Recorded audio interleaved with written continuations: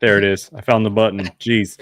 Welcome to episode 18 of Star Wars Culture Live, a fairly new podcast focusing on Star Wars excitement and connection, your escape pod for hyperspace buzz and fandom fixes. As always, I am Ian, and this is Marty, and this is where the fun begins. We are, instead of the negativity you often find on the Star Wars side of the internet, we want to talk about the things we love about Star Wars, how it enriches our lives, the community, the culture, the fans, the media, anything at all. So, as always, throughout the show or after, if you're watching it later, if you have anything for us, reactions, questions, requests, suggestions for future segments, anything at all, throw in the comments and we will see what we can do. And don't forget to check us out on all the socials. Facebook is being a little squirrely right now, so we're check out Culture Slate. There's no Star Wars culture page on there right now, but on the rest of the socials, we are at SW Culture Live.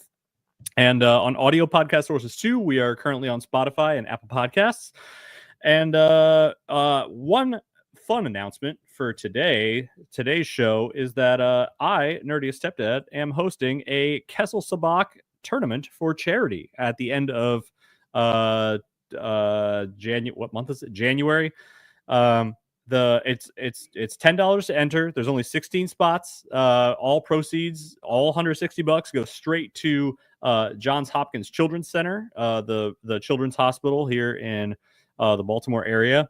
And that is through Extra Life. If you don't know what Extra Life is, it's a charity organization uniting gamers to raise money for kids, for the Children's Miracle Network. So that's where all the proceeds go. $10 per entry. The winner of the tournament gets this Sabacc Champion t-shirt, and the winner of the most money raised for the charity, because you can just raise money, like after you enter, you can share the link with your friends and see whoever raises the most money gets this Sabacc Hero t-shirt. So if that's something you're interested in, you have to have the Sabacc Cantina app, which we've talked about here before. And then you also have to have Discord, because we're going to run the tournament through Discord. So my email is right there, ian@nerdieststepdad.com. If you are interested in that charity tournament, shoot me an email, put Sabacc in the subject, and include your Discord name, and I'll send you an invite. Space is limited. Gamble for good. Enter now. Anyway, so that was our fun announcement of the evening. So with that, as usual, we're going to start with some quick fun facts about each host to get to know us a little bit better each episode. And it's been 18 episodes now, so you probably know pretty much most that there is to know about us. So, Marty, fun fact. All right. I feel like these guys will know us more than I know myself. So at this point, it's true. But it's not really a fun fact. But it's been a while since we've been on this show, and I'm gonna show off a couple of stuff that I got for Christmas. Yes. That are Star Wars related, and my amazing wife had got me for Christmas. The first one, it's kind of a twofer right here. It is this Kyber crystal that you can get from Galaxy's Edge. Yeah.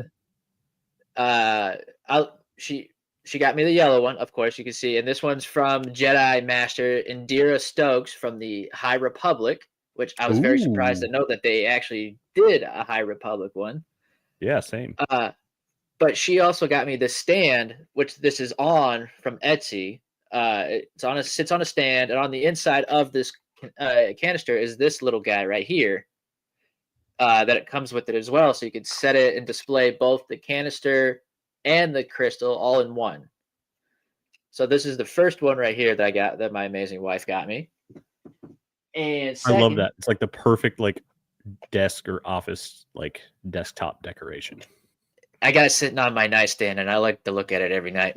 Yeah. All right, good. And then second, eventually some changes will be made behind me. Hopefully I'll have some, wall stuff hanging up. So she got me my first one. It is a Darth Vader light fixture to hang on the wall. Got to put batteries into it, and then eventually it'll go right behind me to have some nice red background. Ambiance, good. Yes. I was hoping the light was going to be red. Yeah, yep, definitely red. Red's my favorite color. I think she's asked me a few times. I think try to gauge what colors I wanted first. I guess for the kyber crystal, she's like, if you had to choose if you had to choose a color, which for a lightsaber, what would it be? And without hesitation, yellow was the first one, just because it's a rare thing. You don't see those in Star Wars. But I was like, but you know what? The red's my second one right there, just because I love the color red. Yep. Yeah. There's something about a red lightsaber too that's just like, I don't know. There's something. Obviously, it's because it's like the bad guys, the Sith, but there's like something, a little extra hint of power. You're like, whoa. There's little extra emotional impact. Nice. That's awesome. Good. I look forward to seeing that neon behind you. My fun fact is, speaking of Christmas presents, my stepson got a 3D printer for Christmas.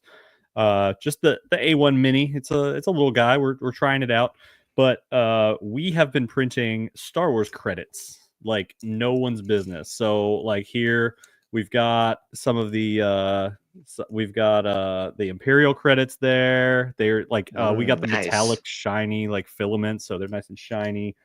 We got some they're not as easy to see, but we got some of the Clone Wars Republic credits. We got some of what we found files for some of the ones from Skeleton Crew, like the gold, the ones from Matt Atten, the old Republic. Yeah, the dataries. Yeah, it's nice. Yeah, and then we got some. We found some files for the Spire coins from Galaxy's Edge. They look. You can see the design on them, but they got the black Spire thing. And then we branched out a little bit. We printed some V-Bucks from Fortnite, and then we also printed some. I painted them like we had to paint them after because we don't do the multicolors yet. And then we also did some super credits from Helldivers. I'm proud of those. I think they look real good for how little effort that my amateur paint job. I think they look real nice. So they're up. There's a little bin up there on top of the piano that's just full of various galactic currency. It's really fun. We use them when I force them to play Sabacc with me. What'd you say? So you should take those on parades, and when you're going walking, just hand them out to kids instead of candy. Oh yeah, there's a Mando coin that I keep trying to print, but like I don't know what it is about the Mando coin, but the 3D printer does not want to print it. It's like it started up like on the.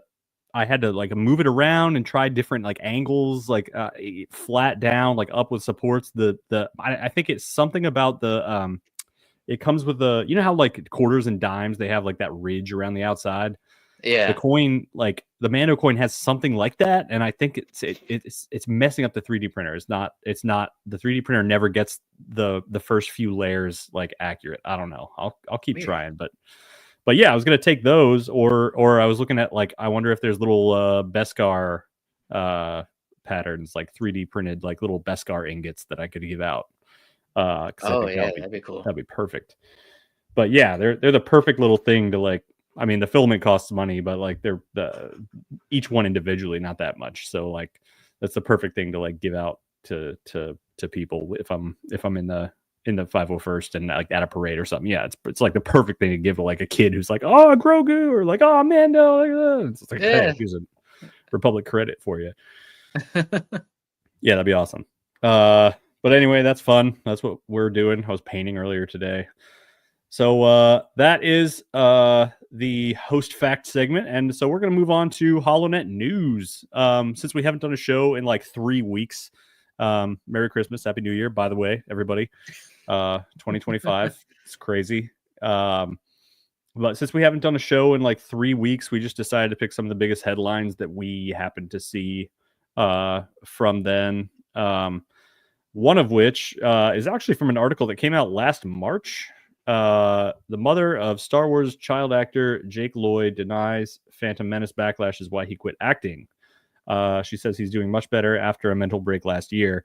Yeah, I always thought that I guess this was just like a group idea that since everyone initially hated the prequels, that he felt the pressure of all that. But she says, I mean, he was what, like 10 at the time, so she says I protected him from the Star Wars backlash. He was just riding his bike outside playing with his friends.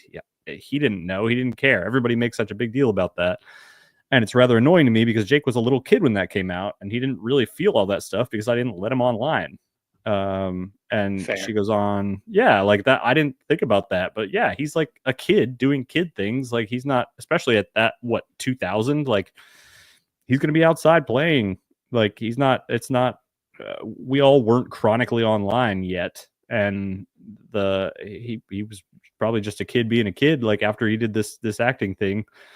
And I never thought about that. So I'm glad to hear that. I'm glad to hear that the ridiculous parts of the Star Wars fandom are not responsible for that. She goes on to say, people say he quit because of Star Wars. Well, that's not true. It didn't have anything to do with Star Wars. It had more to do with our family going through a divorce. Things were unsettled, kind of rough. And Jake didn't seem to be having a lot of fun auditioning anymore. He loved filming Star Wars. He had so much fun. I would love for him to get well enough to be able to do a little bit of something. I'm sure maybe he would like to. And another tweet I saw took another quote from her that said, he still likes Star Wars. He likes the Ahsoka show, and he's making his way through all the shows, and he has seen the support from Star Wars fans, and that it does mean a lot to him. So I love that for him, and I love that something positive is coming out of Star Wars fans, because that's not always the case. So I'm sure Marty agrees with me that we our heart goes out to Jake Lloyd and everything that he's going through, and we only want the best for you, and we only want the best of Star Wars fans to show you that love and support. Yeah. What I find interesting is this was from last year, but you and I were discussing beforehand, and I've noticed it too, is like this is circulating again on the internet. So it's like, it's good to know that people are just, I guess, now also figuring it out themselves, or maybe there was an update that I didn't really pay attention to. Yeah, I'm not sure. I saw. Let me go to Discord, because I sent you those pictures of that tweet. Oh, it doesn't have a date in it. Maybe it was just a meme that kept circulating. Probably, but I've seen it on social media. I've seen it a few times that were still fresh. I was like, huh. Yeah. Okay. But no, I'm glad that he's doing a lot better. This is the last one I feel like that needs to have that love and support that he never got during the prequels, because Ahmed Best and even Hayden Christensen got hate during the prequels, and now they're finally getting the love that they deserve. Mm-hmm. It's Jake's turn. Yep. Yeah, I would love for him to be well enough to do some stuff. His mom did say that there was a paragraph down there. It's like maybe in the future he'll be well enough to do something. So that would be awesome if he had like a cameo or something as a in a Star Wars show somewhere. That'd be cool. Yeah, that'd be sweet. Another piece of news. Embo. I looked. There's no last name for Embo on Wikipedia, but Embo, you may remember him as a bounty hunter from the Clone Wars. He is slated or rumored to be the main antagonist in the Mando Grogu movie, which will be interesting. I remember him from the farm episode in Clone Wars. He was I think that was the main episode or two that he was in. These farmers had hired a group of bounty hunters to protect them from like Hondo and the pirates, and he was pretty cool. Like you can see his crossbow there, and he would use his hat as a shield. Sometimes he would like bend over and like charge forward with it. I don't know if it's made of Beskar or what, but it was cool. And So that will be cool to see his combat in live action. I would very much enjoy seeing that. Yeah, I liked his other two arcs that he was in just a little bit more. The first one was the kidnapping of the Chancellor, where Obi-Wan went undercover. He was part of he the was whole. in that, wasn't he? He was part of He was that part of one, that and then crew? there was and he was also part. I think it was season 5, I believe. No, 5 or 6. I can't remember which one, but he was also trying to assassinate Padme on Scipio, and Anakin had Oh, to is come that in the and one rescue him. where Anakin had the visions? Uh, No, that was Aura Singh, wasn't it? I can't remember, but it was the only thing I could actually remember was Ahsoka had the visions. them going down a snowy hill, them on like sleds, and he's using his hat as a Oh, that's right. mode of transportation. I forgot about that. That was pretty awesome. Yeah. Yeah, I hope he does that. I hope he does. If you put Embo in the movie, he has to do some cool stuff with his hat. Like, you can't not include that. So I'm wondering if he's gonna be like a Winter Soldier kind of character, because out of all these characters that they're gonna use as the villain, Embo's was not on my bingo card. Nope. For a live action. Because I mean, I don't know anything about his race at all, but like when they showed Cad Bane, he was old, right? Like he was still, pretty deadly, but he's older and slower. Boba Fett's older and slower. All the bounty hunters from that era. Like, look, even Boba Fett, when he interacted with Embo, he was a kid. So Embo was a full-grown adult bounty hunter when he was.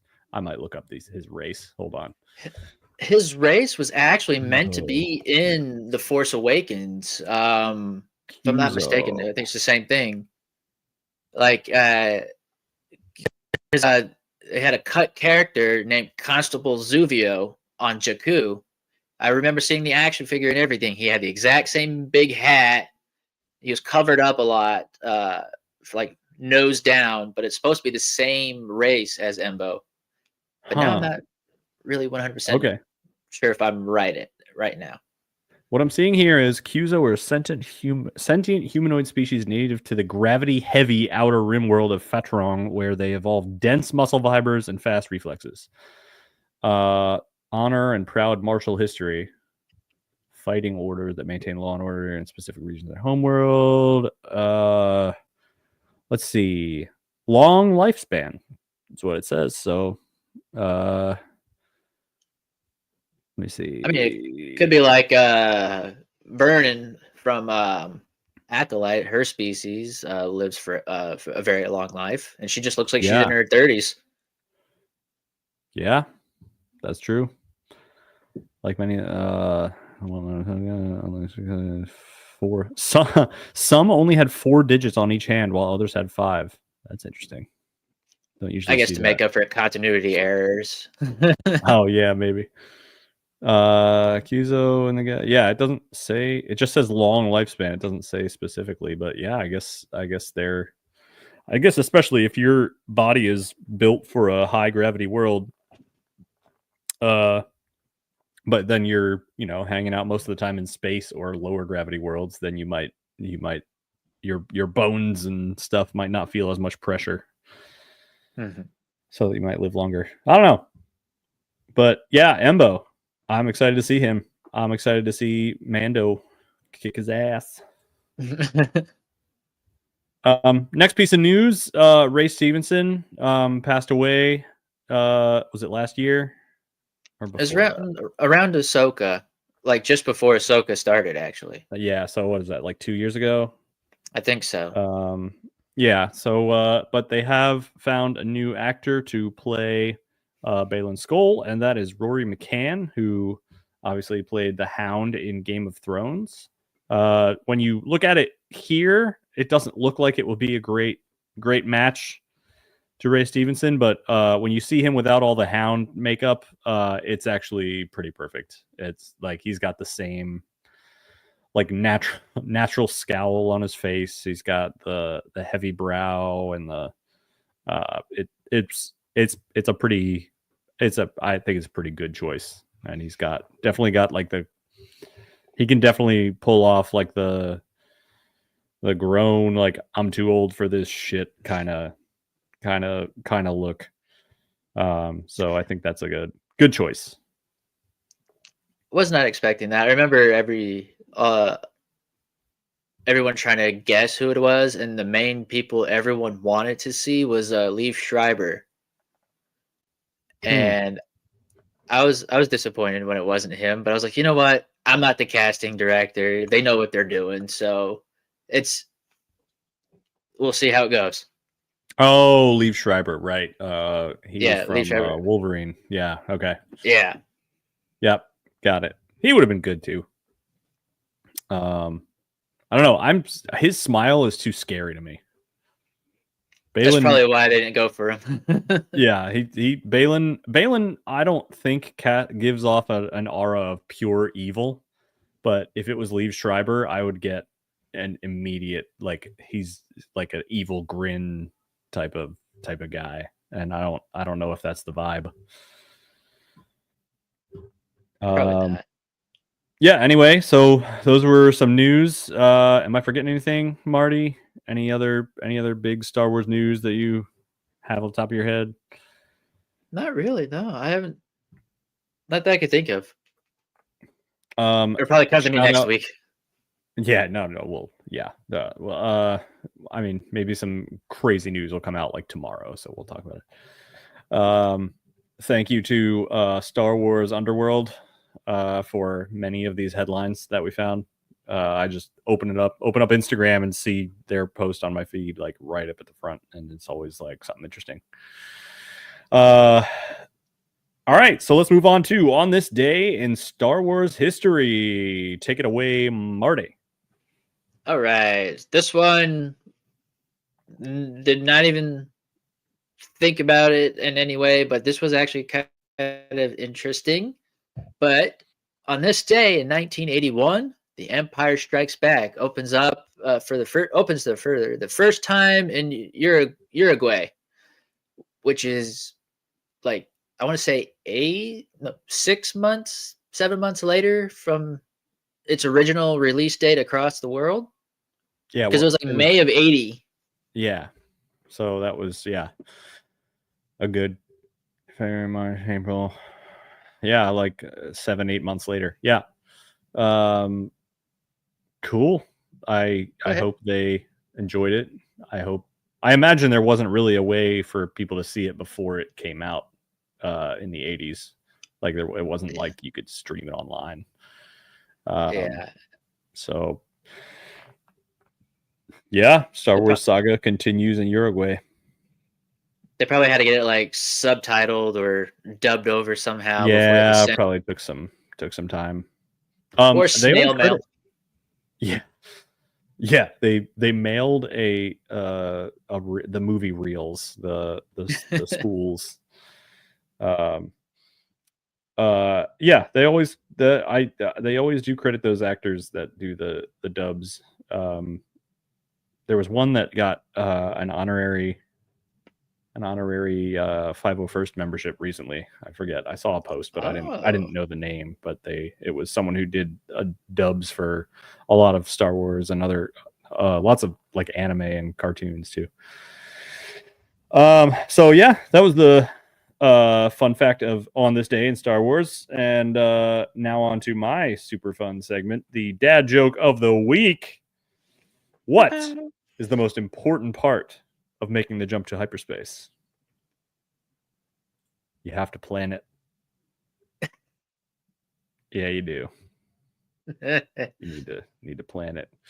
Yeah, anyway, on to the meat of the show. I'll put a laugh track in there later. On to the meat of the show, the Skeleton Crew. We didn't have a show for 3 weeks. We usually talk about the latest episode of Skeleton Crew. Now we have 3 episodes to talk about. Episode 5 through 7, the finale. So, let's see. It's actually 4. Oh, did it? Was it 5, 6, 7, 8? There were 8 episodes. I think so. Let me just fix this little heading real quick.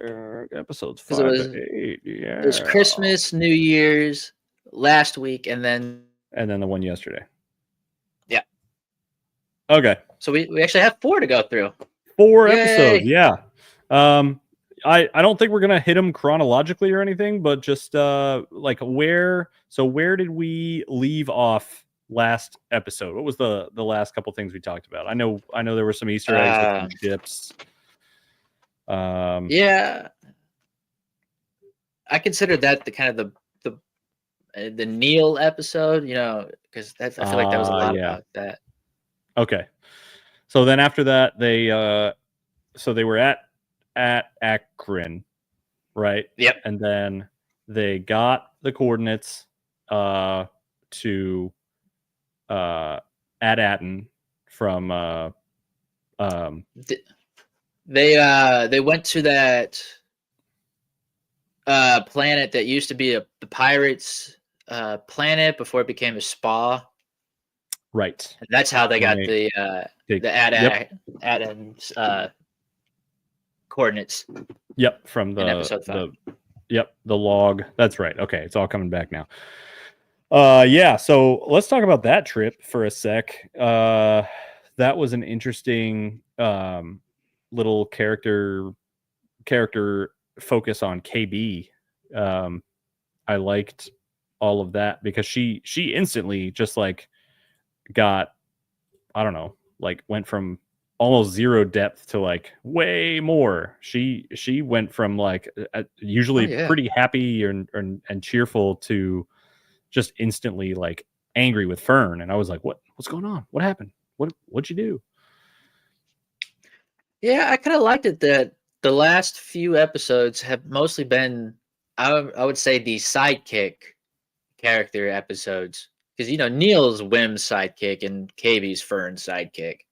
Yeah. So to actually have them have a little bit more depth to what these characters are is kind of nice. And especially KB, because she is a cyborg, and we would have expected her to act like Lobot a little bit, a little. Mm-hmm. Yes, I'll follow your directions no matter what. No, she's got character.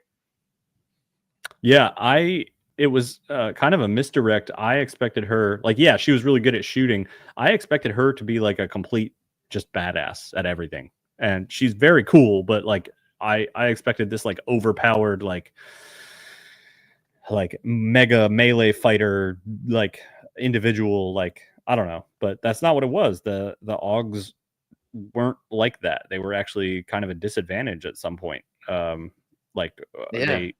she's not home to get like regular maintenance, like they had to do some emergency work in the field, and I was pretty stressed out. I was worried for her. Like I kind of knew Disney wasn't gonna like kill that child in front of my eyes, but like I was nervous. It made me nervous. Yeah, I was too. I was actually like tears welling up in the eyes. I was like, oh, this is kind of sad, kind of sweet. I know. She's a fully fledged character now instead of the one with the visor on.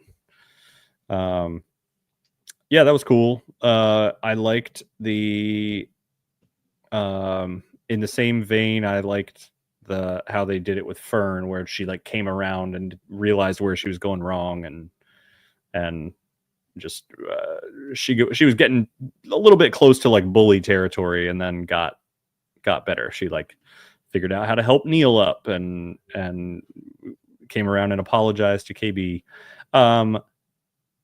Did not really buy the swinging the ship around to pick up Neil and Wim from that from the death crabs. That was oh yeah, that was a hell of a stunt that those children pulled off with that. Not so sure about that. I would also go to say, like, even the if it wasn't for that MacGuffin of the I guess not MacGuffin, but that do not touch button being something, those kids would have been goners by that destroyer. Oh yeah. Yeah. So I was Also, like, that's like so close. I was like, how are you guys still flying a ship? And it was like, where it just detached and became a smaller yeah, ship. I was like, that was weird. that That was was a little weird. also, yeah, that was also one of those things where like it really bothers me when I see ships moving in a direction that their engines are not pointing. You know what I mean? Yeah. Like the like you when you look at a jet taking off, like it makes sense. The engines are in the back, they're pointing this way. It propels the jet the other way. Like how are you going to take off backwards when the thing has you in its jaws when your engines are not like pointing forward? You know what I'm saying? Like Yeah. up, I get. And it's not just that. It's like Star Wars like all the time. Like how are you turning in space? Any ship, like X-wings, the engines point straight back. That ship can go one direction. Like you unless you like There's I like guess little they're flaps we're not seeing that yeah, tilts but it. like even a flap in space would not work because there's no wind resistance. It would have to be like It's a true. source of propulsion somewhere else pointing a different direction. Which I get. I know I'm getting into the weeds here. And I know like it's just like fire in space. It wouldn't exist here. It doesn't matter. I'm just like, Yeah. meh. Like while I'm watching it, my science mind is like, how does it work? But that was funny. My whole family was sitting there like, oh my god, it's gonna eat them. How are they getting out of this? How is it? They can't do it. I guess that's really good pirate thing to think about, like especially with actual pirates in our world back in the golden age of piracy, they would always have those special detachments or something to evade capture. Yeah. And then at the end, it's like if they're looking for a certain ship, you don't look like that ship anymore. So like they're not looking for you. It's perfect. So it's like instead of a flag, you got half a body missing of your ship. Yeah. Yeah. Yeah. That's funny. I think you've basically called every single thing that's happened from episode 5 onwards. I was I have. recalling our conversations. Yeah. I think you've called about Jaw, you've called about I think you even called about the supervisor, if I'm not mistaken. I did not predict it was a droid. No, I thought it was. Ah. I thought it was the pirate Tack Rened. Oh, okay. Um, Then I must have seen that somewhere where they thought it was like a droid or something. Yeah, no, that wasn't me. I wish it was me. That would have been that twist got me. I was not expecting that. I thought it was like it was a big reveal because they kept talking about the supervisor, and I thought it was going to be Tack Rened, or I thought it was maybe going to be somebody that we knew. Like they were clearly building up to it, but that was a nice twist that it was a droid. And then the mom was like, "Oh yeah, of course it's a droid. That's what the great work dictates." Like, yeah, of course. Like, how did you not know this? I was like, "Shut up! I don't. Why would I know that?" Yeah, that was a Speaking nice of twist.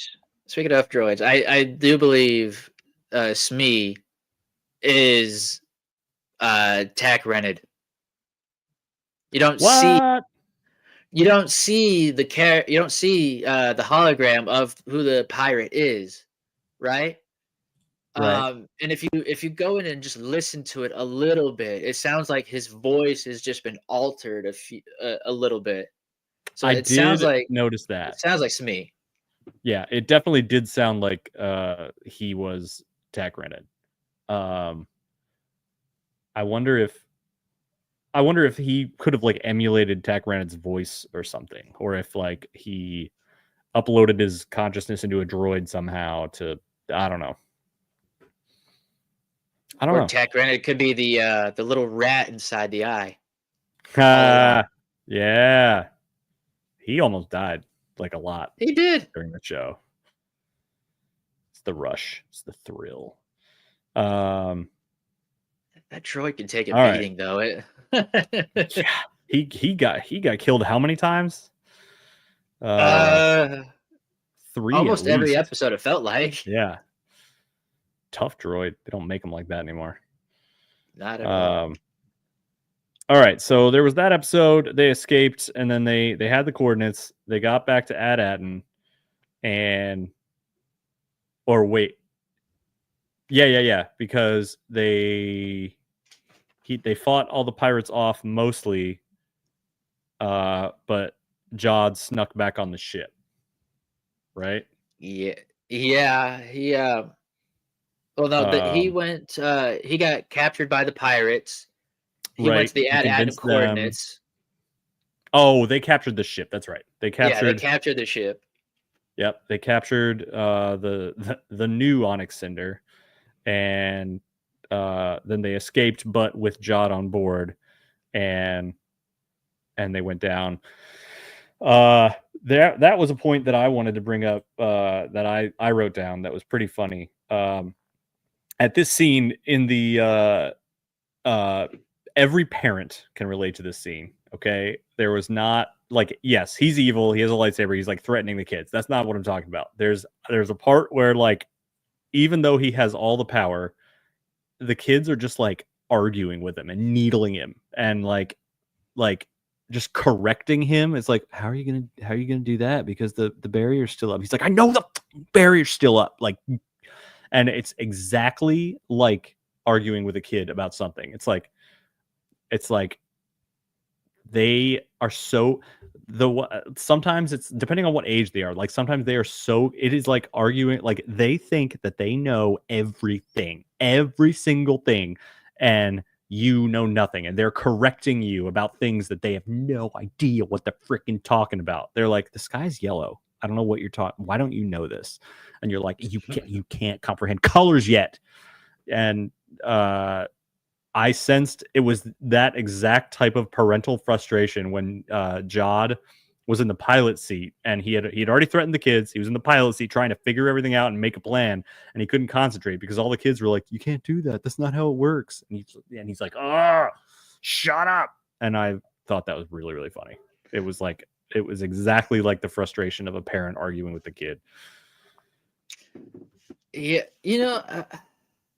I think the kids have actually helped him out a little bit. I don't know, like in a way where it's like, if he wasn't around the kids and he found At-Aden, would he have been less, like, would he have been more of a that plunder and pillage pirate that the rest of his crew was, or would he still be the let's not kill everybody yet?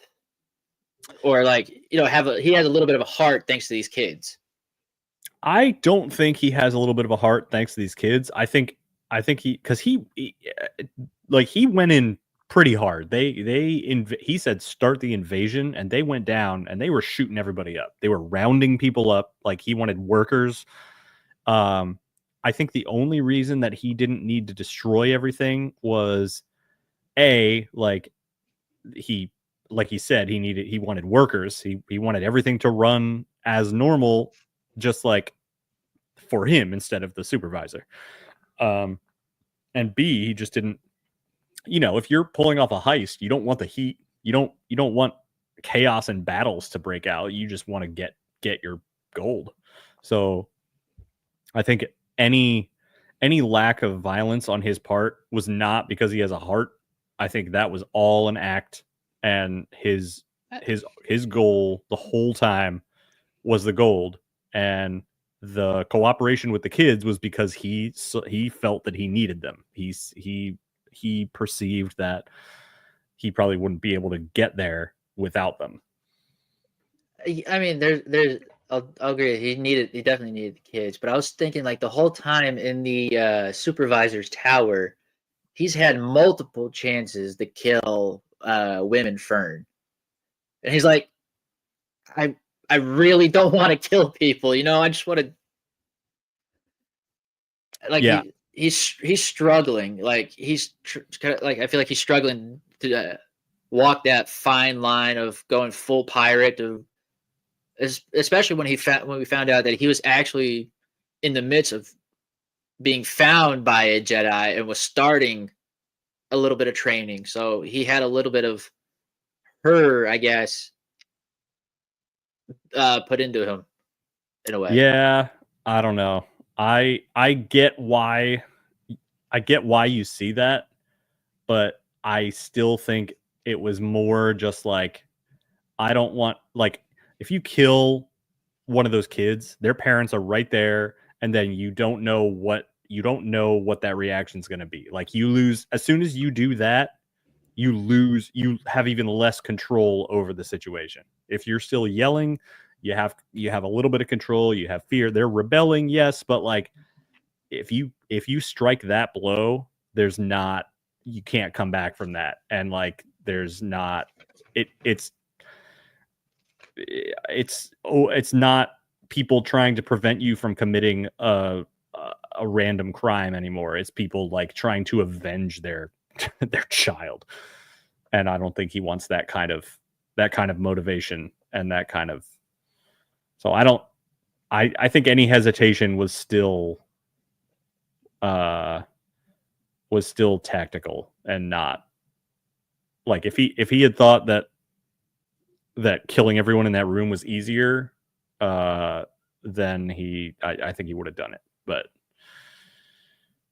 I think he still thought that it was not, that would have made things harder, not easier. I think I guess you're right. Yeah. But I don't know. I We kind could of want to both be switch. right. It's Jude Law, so like, I don't know. It's really hard to picture Jude Law without a heart. Like, it was very interesting. Like, he's usually like the lovable like guy in so many movies. Yeah. What were you gonna say? I was gonna say, let's take it from a man like Jod to, let's say, to literally all, at least Wim and Fern's parents. Like, they just seemed so like naive and like Oh my god. unresponsive. Yep. I was like, dude, listen to your kid. And Yep. and Wim's dad is just like so overprotective. And I guess, what was it? I said he was overprotective and something else. Yeah, just naive and overprotective. Like, now come back here. This will all be taken care of, no problem. And Wim's like, I'm trying to tell you what's happening. Yep. Well, And like, he Wim, would not take the hint when Wim was trying to tell him about like the droid, when he was like, yeah. The droid is watch. I can't talk to you right now. The droid's watching me. He was, And even after was not getting the hint at all. Yeah, even after the droid was taken down, he's like, Wim was trying to explain to him, he's like, and that's why we have the supervisor. And then Wim just basically like, I'm done. I can't. Dad, I can't with you. I can't. That did make that one moment. I wrote down the quote. Hold on. That did make that one moment really, really cool, where he said, where he finally got on board with the whole plan or whatever, and he's like, how do you? We would need to turn the power back on to go do that. Do you know how to do that? He goes. I have it written down. He goes, son, you are talking to a level 7 systems coordinator. Get the bike. And that was so satisfying, because through all of Stranger Things and movies and shows like that, you're like, the parents are so freaking dumb and helpless and whatever. And it's like, and finally, here's a parent who's like, okay, I'm not sure what's going on, but my kid knows what's going on. I'm gonna listen to my kid. Let's do this. And that was really satisfying. I was like, yeah, let's go, Dad. Yeah, of course it'll take trauma bonding to get them together, right? You know, mm-hmm. it just takes that, I guess, to start things over again. Because Yep. I felt really bad for Wim and his dad not having that good of a connection. Yeah, I felt, and same kind of with Fern and her mom. Like, she was trying as hard as she could to explain to her mom. It's like, I've been out there. I've seen what's out there. You are just repeating dogma back to me. I know that there are good people out there. We met some.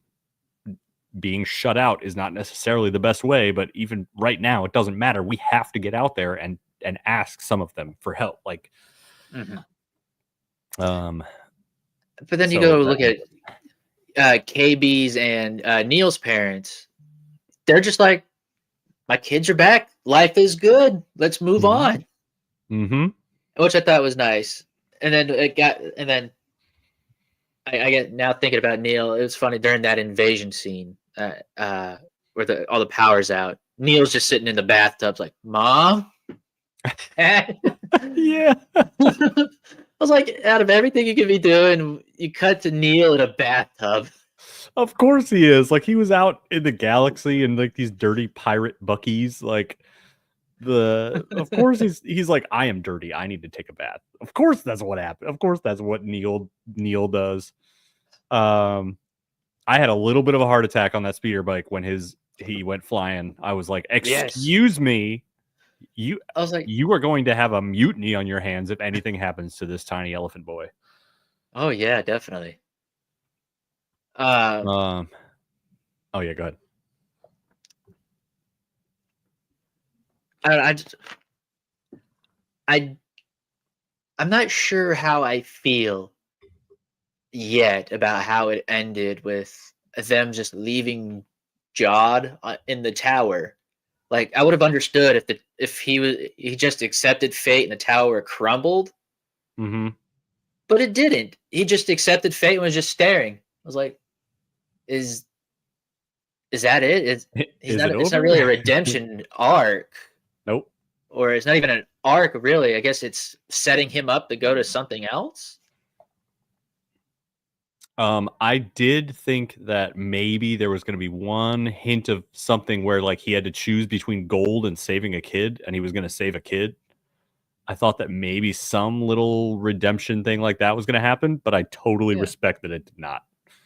Yeah, I just wish though the tower crumbled with him in it, just that way. I felt something for him losing. Yeah, I guess because like a little bit you spent time with him. Yeah, like a little bit of closure and consequence, I guess. Or have the New Republic come in and arrest him. Yeah. Yeah, like what would happen after that? Because like I get why they left him. Like they're not gonna. He's got the Force. Like even though they won this particular battle, like he could still take the four of them. So I get why they're just trying to run away, leave him. They're not police. So they're not gonna overpower him or arrest him or anything. But like not showing like what happens after that. Like does he anything really? Like does he sneak away somehow? Does he find a ship and escape? Does he like get arrested? Right. Does he like take a disguise and pretend to be somebody else? I don't know. I did see somewhere, I'm not sure, and it's still a rumor, but it did say somewhere that characters from Skeleton Crew will be appearing, and I think it's the I can't remember if it was the Mando and Grogu movie or if it was the Jon Favreau movie. Oh, okay. Where they literally bring the whole Mandoverse together. Yeah, I am excited for both of those things. Wonder what side he'd be. Like, it was weird hearing because he like obviously had a little bit of love for the Jedi. Like he had resentment and he knew that they're all dead and they're hunted and whatever. But like the Jedi aren't really the bad guys to him. They like took him in and like cared for him and taught him some stuff. They weren't the bad guys. So I wonder like if he met a Jedi in real life, like if he somehow came face to face with Ahsoka, like how would that go down? Ahsoka, Luke, one of those. Yeah. Interesting to think about. Yeah. Do you think that there should or should not be a season 2? I want there to be a season 2, just to, I guess, continue their stories. It doesn't have to be, really heavy reliant on the Amblin feel now. I feel like, in my opinion, let's move on from that. Change the tone a little bit. Give us a new adventure. because Aden's now exposed, wide open. Yeah. Yeah, so that could bring a whole new set of adventures just within Aden, or taking the families of these kids out into the galaxy and see how they navigate. Let's say Skeleton Crew's family vacation. I don't know. Yeah. Yeah. I think you're right. There's a whole lot of political potential there for like the New Republic handling, like, because they showed the diplomatic frigate flying in at the end. Like, maybe Leia's on that ship. Like, sorry, not Leia. Yeah, maybe Leia's on that ship, or I don't know, Carson Teva, somebody like New Republic, someone like to like bring them into the organization, like to make the first contact and figure out how politically, like, this is a mint that is minting very valuable credits, and like it's going to be a source of power. Like this is not something small. Like I'm sure they've got a giant target on their back now, so they need a lot of New Republic attention. And you could definitely write a story about that, but I feel like it would be more, like you said, like a change of tone. It would be more like Andor, or more like those certain episodes of The Mandalorian where they were political focused. Or they could 180 that, keep it all Amblin, and now it's on to finding the other planets that besides Akron. Yeah. The other like, jewels of the Old Republic. Yeah, so like, are they actually destroyed, or are they hiding behind some barrier as well?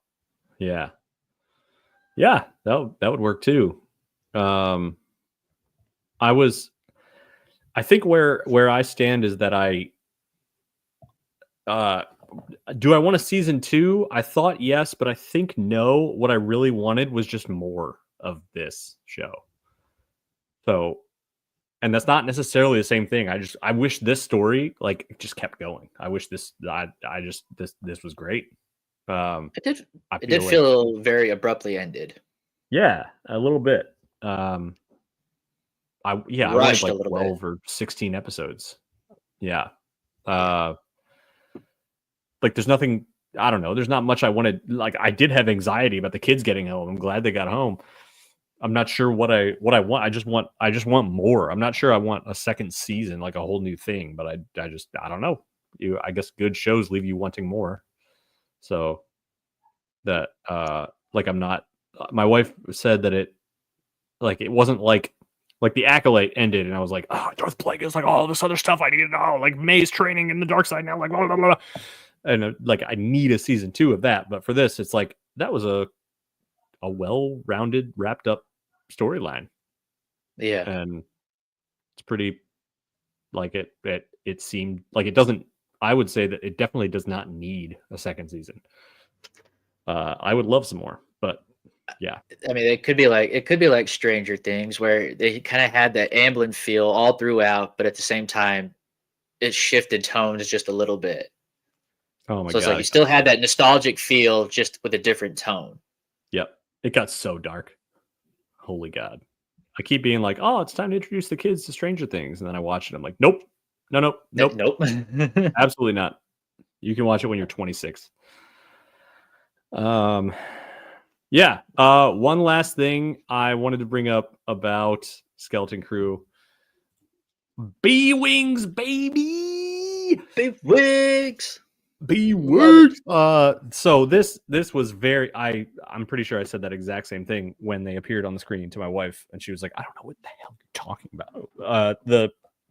But these ships are some of my favorites. They're very underrated starfighters. They showed up. I am most familiar with them. They like Marty was saying before the show, they are in Return of the Jedi, and that before this show, that was the only live action time that we have seen B-Wings on screen. I am familiar with them a lot from Star Wars Squadrons, the video game that came out. That's one of the 5 rebel ships that you could be. And but this beam here that you see them firing, like that's one of the weapons that we could do in Squadrons. Like they did their homework. Here, yeah, I'm gonna zoom in. Whatever, zoom in. Zoom in right there. Fine. But yeah, like that's one of that powerful beam weapon. Like the B wings are fun because they can carry like twice the amount of bombs that a Y wing bomber can, or a TIE bomber can, and it's not fast. Like the B wing is not a fast ship. It just goes in a beeline, and like it can turn pretty quick. It's like pretty agile, but it's not like an X-wing or an A-wing that it can just like fly around, zoom, and like, no, you got to send in some escort first and make sure the way is clear. Otherwise these guys are getting wrecked. But they are hella powerful. And my favorite part about B-wings is that this part here, this pod, can rotate. So you can effectively, like, your pod, this can stay going the same exact direction, but this part of the ship can just swing all around like this and make it like impossible to hit. It's like rotating around this axis, and this axis is not doing anything. You're just sitting there straight like this, and the whole ship is rotating around you, making you like impossible to hit as a target, which is needed because your ship is huge and slow. But the fact that they came in to do this work was, I wanted them to drop some bombs, but I don't think they did. I need to watch it again, but that was a very nice little Easter egg, not Easter egg really, but that was a very nice fan service moment there. Yeah, I wasn't expecting B wings. I expected more X wings. That's what the kids kept talking about. It's like, oh, we gotta get those X wings. Gotta get those X wings. I mean, we did get X wings, but we got friggin' B wings, man.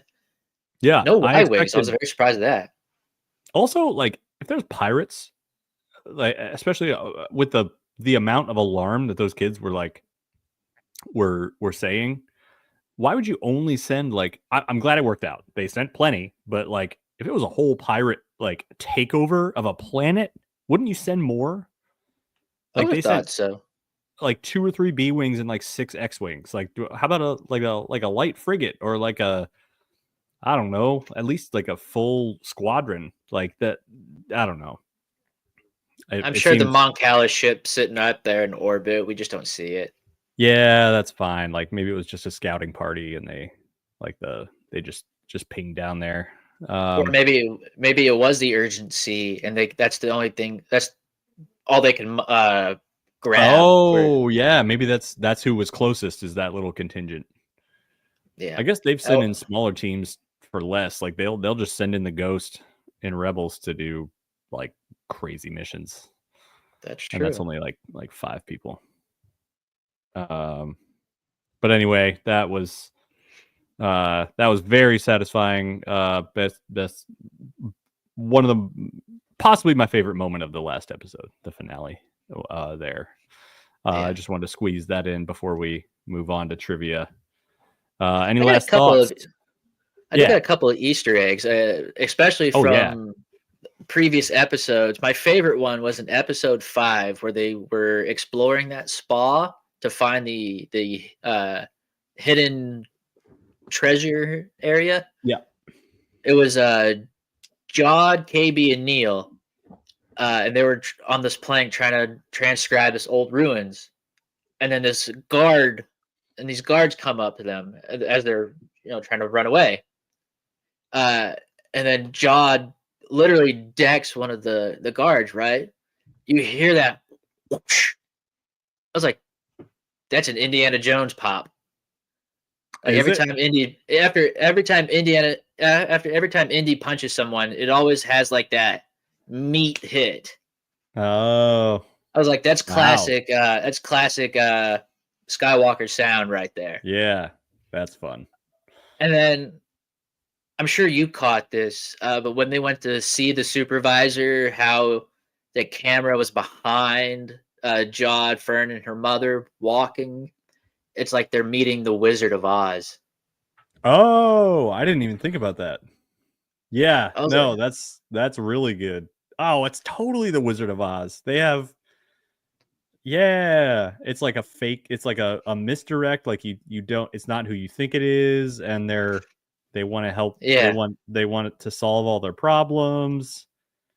I kind of That's good wanted it to be like that episode of the Clone Wars where it was two pit droids controlling this civilization, and Yeah. R2 discovers them because they use this hologram of a giant god Yeah. to control this tribe. I was like, I wanted that instead of Yeah. just a big robot computer.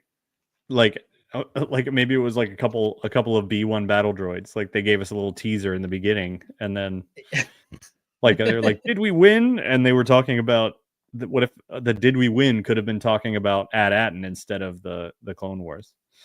Yeah, And his friends are up there, but he didn't make it. That would have been funny. Yeah, definitely. I just did not see a droid. Did not predict that. No, I guess really, in a way, that's kind of reminiscent of 2001: A Space Odyssey, where it's that giant eye, a red eye, where the ship basically runs everything before trying to kill them all. Yep. Same in WALL-E.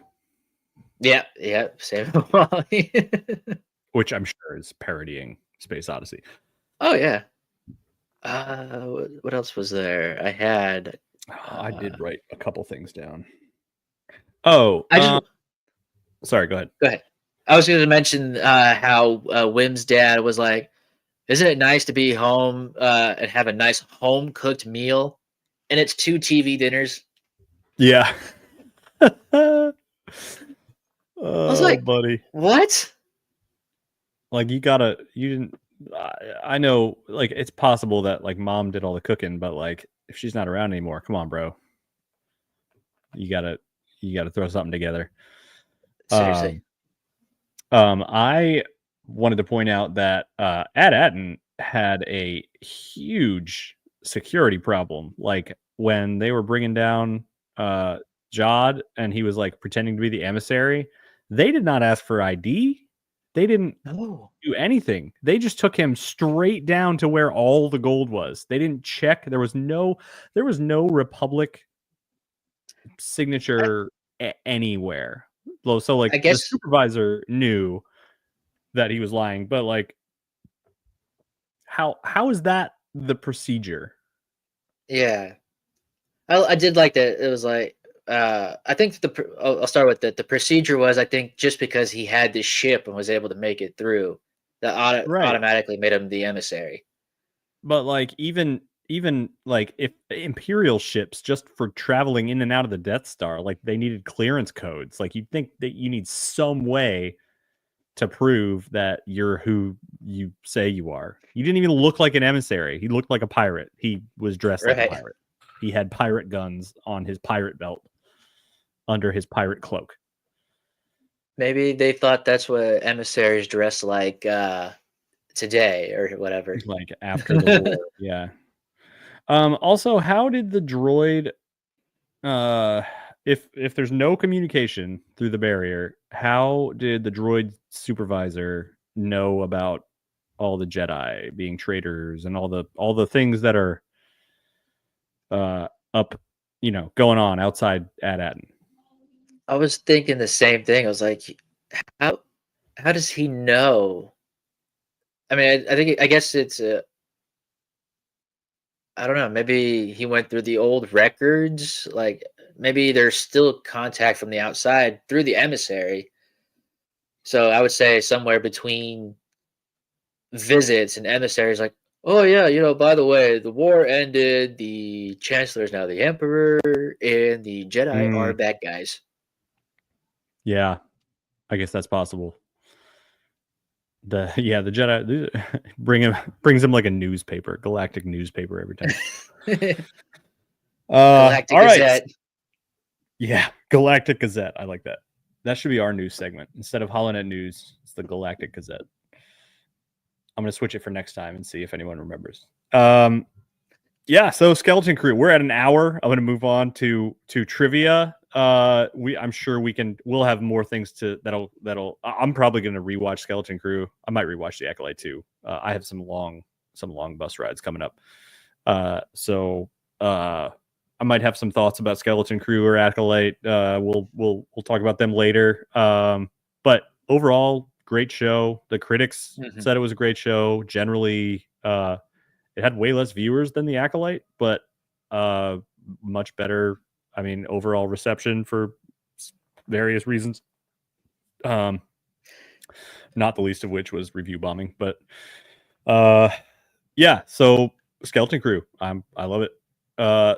And fittingly, let's move on to our trivia, which, as for the last few episodes, is Skeleton Crew trivia. So, Marty, this is just one question again, right? Yeah, it's a one-shot trivia question. I'm not gonna lie, I kind of forgot to put one together until literally just minutes before the show. But fine, it looks great. Yeah, so this one will come from the last episode, just because that is the most current one. I thought about going back and adding one more to see if anyone would remember a couple of weeks ago or whatever it was, but I didn't. I should have. But without further ado, the question is, if it will let me go. There it is. What is the type of ship that Wim sees at the very end of the episode? And this is the finale episode. Is it A, a Hammerhead Corvette, B, a Raider class Corvette, C, a CR-90 Corvette, or D, an MC series Star Cruiser?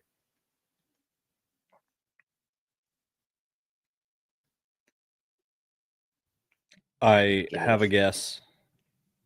I'm pretty solid on my guess. Pretty solid. Since there's only 2 people watching, I'm going to go ahead and say my guess for accountability. I think it's C. I think it's a CR-90. I don't think it's a Hammerhead, and I don't think it's a Raider, and I don't think it's a Star Cruiser. I tell you, you're correct. Yep.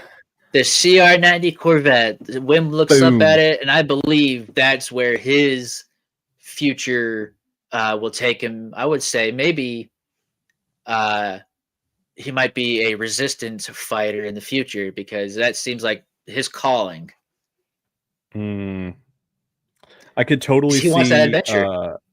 Yeah, he does. I could also totally see Neil being like some kind of diplomat, like not fighter at all, but he could totally be one of those people who talks to people and tries to spread like peace and love and wherever he can throughout the galaxy. Yeah, kind of a. I mean, he did a very good job on that. He did a very good job just being nice on Akron. Yeah, he's like, let's just not do war. Let's just try to talk it out. Say we're sorry. Have we tried that? Like maybe that'll work. Right. Yeah. All right. That was trivia. I got it right. Did you get it right? Let us know in the comments. Also, that's our show. We hope you enjoy what we're doing here. We know Star Wars fandom and comment sections can sometimes get dark and toxic, but it does not have to be that way. We are here to try and bring fun and positivity to the Star Wars side of the internet. Remember, there are more of us. Again, if you have anything for us, questions, requests, suggestions for segments, anything at all, throw them in the comments and we will see what we can do. Don't forget to follow us everywhere at SW Culture Live. That's us. We run most of those platforms. I promise at some point I will remember to tweet and post things on Blue Sky and stuff. It was just a crazy holiday and then a crazy month. But also don't forget to follow us on our individual stuff at Marty27194. Great time to just get on TikTok, Morty, by the way, when it's about to go away. I know. Jump on it before it goes. And I am at Nerdiest Stepdad almost everywhere. So hang out with us. Come follow us. Come hang out. We will be here, I believe, next week. Are you here next week? or is that the week that? Yeah, I'll be here next. I think I'm here next week. It's the week after. 22nd, but not the 29th. All right. Yeah, 29th. I will not be here. Yeah. So we will see you next week, 7 p.m. Eastern, to talk about. We'll have no new Skeleton Crew episode to talk about. So who knows? We'll talk about some Star Wars stuff. So we hope you enjoyed the show and have a good night.